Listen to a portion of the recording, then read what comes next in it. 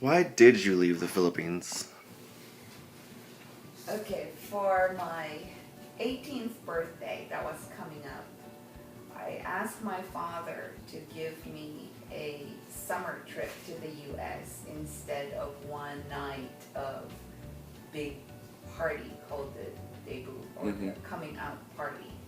My two older sisters both had pretty big bashes, and it's been 7 years since his last daughter had one, so he was pretty excited about me going in to have one that he's going to host again. So I kind of said, I don't really want a big party. I wanted to travel instead. So I wanted a whole summer in the US. And my mother loved that idea. Well, where did you travel?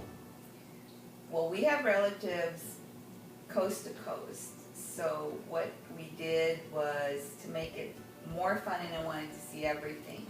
We went by train to LA. We took the Greyhound bus from West Coast to the East Coast and then back again. So pretty much we've covered the US by land. You know, it was 3 days and 3 nights on the bus one way to New York. What were your motivations? Okay, so living life for 2 months, even though it's a vacation, you kind of see what people do every day as they go to work, you know, what they do on the weekends. And I pretty much loved what I saw. And in my head, I felt like that's what I want to have for my future. How old were you when you moved to the United States? Well, life happened. So my father passed away. I graduated college, and the dream stayed, you know, and I wanted to return. And my mother was making it difficult because that means breaking up the family.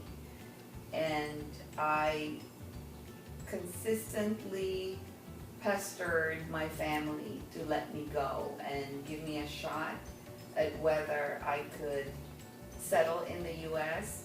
And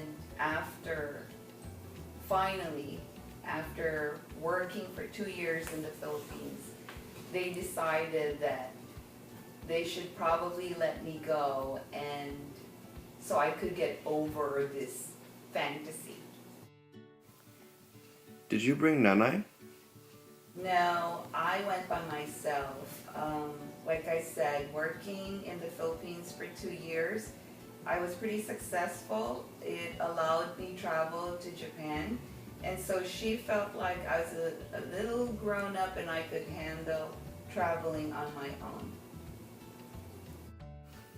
What did you think you were gonna do?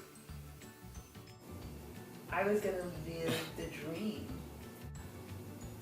I don't know, I just felt like it was something I had to try.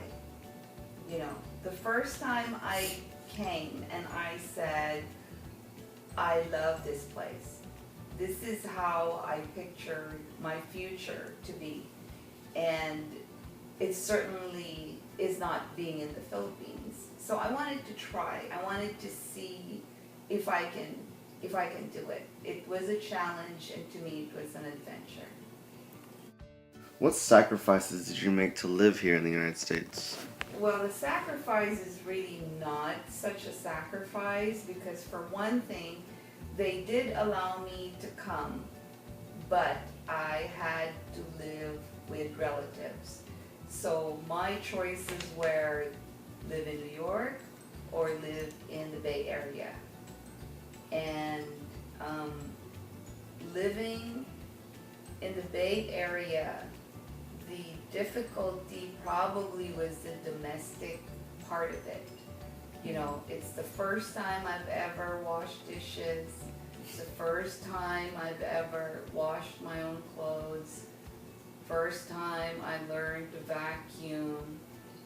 Learned to cook, which I didn't do very well, you know. and so on and so forth. And to me, they were not sacrifices. To me, they were all noble experiences, like a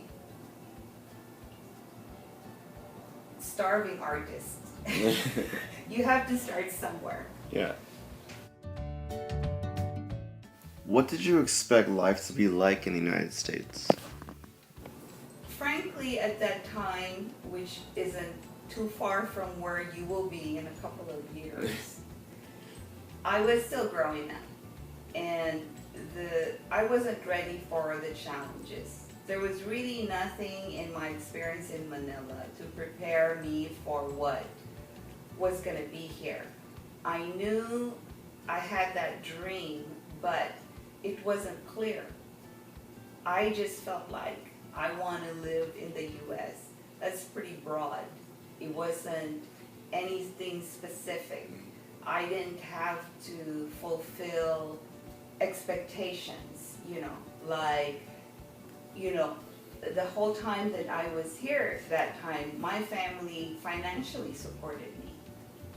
So whether I make it or I don't make it, there really wasn't all that much expectations. It's not like, I have to make a living because I have to support the family.